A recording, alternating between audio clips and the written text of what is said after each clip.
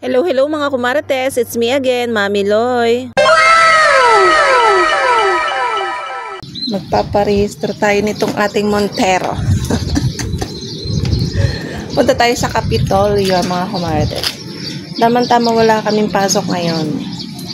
Kasi mag-inventory. Ngayon, dapat ngayong araw may pasok kami half day lang. Pero pwede mo naman siyang i-file ng personal leave. Kaya nag-leave na lang ako. Nilib ko na lang kaysa gigising pa ako ng maaga. Diga, wala naman masyadong gagawin ngayon. Kaya half day lang. Magbibilang na lang ng mga parts. Tama yung asawa ko. Absent din ngayon. So yan, magpaparehistro tayo.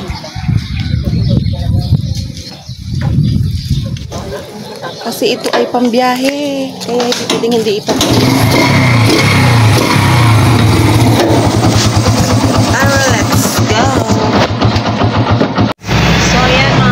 Nandito tayo ngayon sa LTO.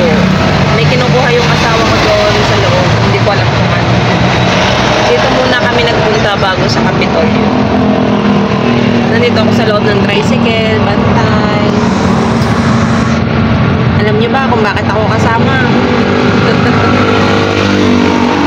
Hindi ako magbabayad ng pagparehistro nito. Ito talaga ay nakatoka sa asawa ko kasi nakapangalan sa kanya. Tig-isa kami. Siya dito, dun sa isa, ako naman sa susunod. Kasi na-expired na din yun. Ako naman na magre-rehistro ng isa, yung ating Mustang. Kasi sa akin nakapangalan yun. So, yun guys. Bantay lang ako dito. Alam nyo na. Pag kinulang, alam nyo na.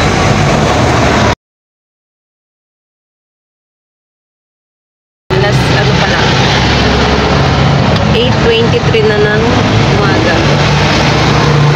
Ayan mga kumarates, nandito nga pala tayo ngayon sa LTO. Dahil kumuha nga pala yung aking asawa ng requirements at yun nga pala yung insurance. Madali lang naman at maya nga ay lumabas na nga din siya, dala-dala nga itong insurance. Ay nako mga kumarates, kung alam nyo lang din ang gastos lalo na kapag may tricycle ka. Dahil nga magastos din, bukod nga sa maintenance nito ay kailangan mo nga itong iparehistro taon-taon. Hindi naman namin pwedeng hindi iparehistro to dahil nga ito ay pambiyahe. Taon-taon nga ay iba-iba nga din ang nagiging presyo ng pagpaparehistro. Alam nyo na, pagtaas nga ang bilihin ay yung minsan yung mga requirements ay itaas din. Lalo na pag kailangan mo ng mga sedula, police clearance, lahat yan nataas din. Syempre, nagtanong nga muna kami dun sa mga nauna nang nagparehistro kung magkano ang parehistro ng prangkisa. Bukod nga sa prangkisa ay pati nga yung motor ay irerehistro din. Ay, kung alam nyo lang ang gastos ay dalawa pa itong aming ipaparehistro. Dito nga kami pumarada malapit sa May Lake dahil nga wala na kami mapagparadahan. Mabuti na nga lang at itong isang tricycle na to na irerehistro namin ay hindi expired. Dahil yung isang tricycle naman namin ay 3 taon nga expired yun, kaya naman sigurado malaki-laki ang magagastos namin do. Pero dapat talaga yung asawa ko ang nakatoka sa pagpaparehistro ng mga tricycle na iyan. Hindi pa naman kasi fully paid yung mga tricycle na yan, kaya naman yan ay hinuhulugan pa namin. Baka naman nakalain nyo ay napakayaman na ni Kumarites. Naku, hindi pa po. Kaya dun sa mga mangungutang dyan ay wag na ho kayo magbalak dahil nga wala akong ipapautang sa inyo, charis. Dahil tinapay nga lang yung aking kinain kanina ay nakita ko nga ito nagtitinda ng mga kakanin. Syempre bumili nga ako nitong aking paboritong kutsinta. 3.20 nga pala to, kaya naman ayan bumili na ako para mamaya pag nagutom ako ay may kainin ako. At yung asawa ko nga ay nauna na at kukuha pa nga siya ng sedula. Alam ko naman kung saan siya pupuntahan, kaya naman ayan sumunod na nga lang ako. Sabi ko nga ay hahatian ko na nga lang siya dun sa pagpaparehistro ng isa naming tricycle. Dahil sa totoo lang mga kumarates, marami pa talaga akong bayarin na dapat kong bayada. Kung makukuha ko nga sa 5 years ko ay halos wala na talagang matitira. Kapasok ko nga dito sa may gym ay may nakita nga pala akong mga nagtitinda nito. Omega nga pala yung tatak niya at meron nga din pala mga kawali, kasirola na tinda. Syempre ang unang-unang titingnan natin syempre yung presyo. Buti na nga lang at wala tayong pera kaya hindi tayo pwedeng bumili. At ayan, meron din nga pala silang mga thermos at saka mga tumbler. Syempre ako'y tumingin-tingin laang naman. At wala din naman tayong balak bumili dahil nga wala naman tayong ibibili. Pagkapasok ko nga dito ay yung asawa ko nga ay nakuha na nga ng sedula. At nung nakukuha na nga siya ng sedula ay maya-maya nga ay lumapit sa akin. Ipaserox ko nga daw yung insurance na kinuha namin kanina. Lumabas na nga ako at maghahanap nga pala ako ng paseroxan. At yung asawa ko naman ay lumakad na nga dun sa mga dapat niyang asikasuhin dito sa labas. Malapit lang naman dito yung paseroxan. At pagkapasok ko nga dito dito ay Diyos ko po, nakapila pala ang mga marites, kaya naman nakapila na rin ako, char. Syempre dahil kung marites din tayo, ipipila na nga rin ako, charis. Medyo mahaba nga yung pila pero hindi rin naman nagtagal, nakapagpa-Xerox na nga din ako. Bumili na nga din pala ako nitong plastic envelope dahil ngayon dala-dala ko kanina ay gutay-gutay na. Dito naman sa loob ay pwede ka naman mag-antay at naka-aircon pa nga dito. At pagkapasok ko nga ay inayos ko na nga itong mga papel. Ililipat ko lang naman siya dito sa plastic envelope para kita mo nga yung mga laman. At titingin na nga din pala ako sa Shopee ng organizer para sa mga ganito para mas madaling hanapin. Dahil yung asawa ko nga ay pag nagkakalkal sa drawer ay talaga namang halongkat lahat. Tapos pag binalik na nga ay hindi na magkaintindihan. Ang pag-aasikaso talaga nito ay talaga na mga abutin tayo ng hapon. Depende na nga rin yun kung wala masyadong hinihingi. Ay Diyos ko po, dito pa pala tayo napaupo. Okay lang yan at mukha rin naman tayong pregnant, charis. Sabi kasi ng akin daring dito na nga lang daw ako mag-antay. Naiihi na nga ako niyan kaya naman nag-CR muna ako. At arintisyong ari galing pa nga sa loob ng bahay ni kuya. Lagi kasi ako nagdadala niyan sa bulsa dahil nagkakaubusan nga ng tissue doon sa company. At nakakatuwa nga ang CR dito dahil napakalinis. Kaya nga bigla nga ako napabidyo dahil nga nagulat nga ako sa CR. Dati kasi nung huling punta ko nga dito ay hindi pa nga to ganito. At pagkatapos ko naman mag-CR ay pumasok na nga rin ako dito sa loob. At inip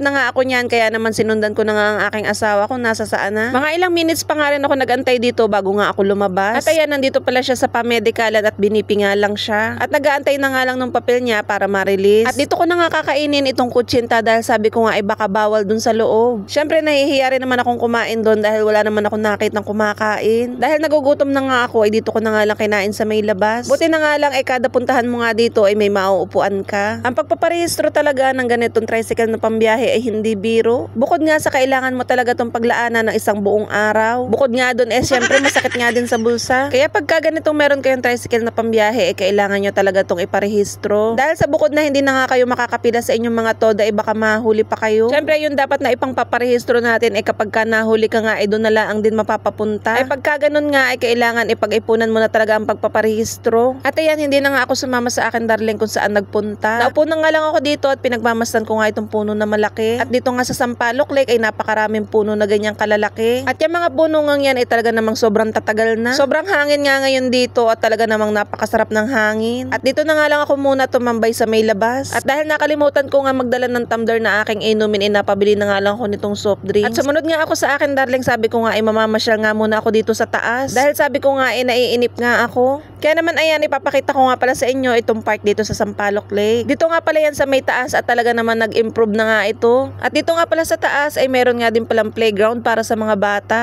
Pero dahil isip bata nga tayo ay makikiupo nga tayo din Talaga naman na nakaka-enjoy nga kapag ang isang park ay merong laruan. At kahit naman mga isip bata ay mapapalaro din. Sarap dito mga kumarites. Naiinip ako mag-antay. Sa akin darling, dito muna tayo sa taas. Meron ditong playground. Dito ako sa Duyan. Ganda dito ang hangin.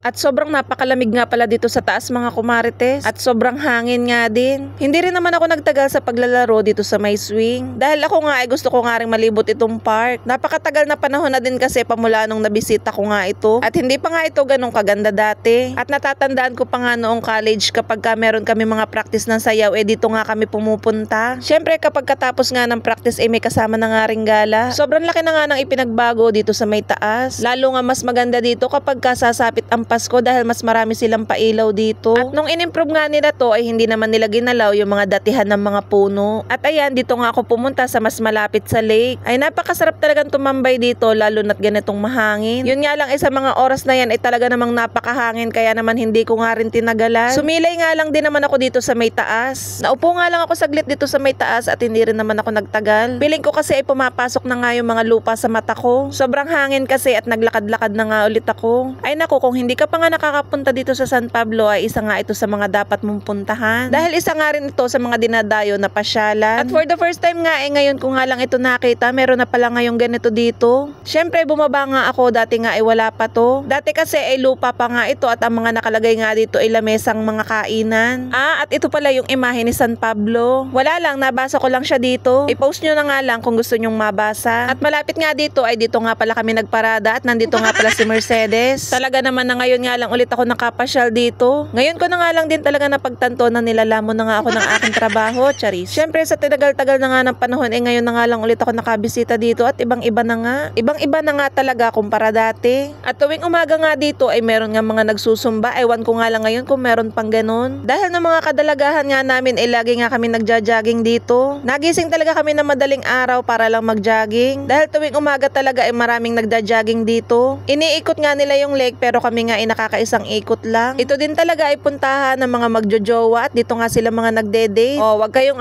syempre naranasan ko rin yun. Kahit naman ngayon kapag gusto nga namin mag-unwind ng aking asawa dito nga kami pumupunta. Yun nga lang hindi nga dito kundi doon sa baba. Doon kasi sa baba maraming ang pwedeng kainin kumpara nga dito. At ayan, meron nga pala ditong stage. Dati nga kapag may practice kami ng sayaw nung college, diyan kami nagpa-practice sa taas. At dahil napagod nga ako, naupo nga muna ako dito sa tabi.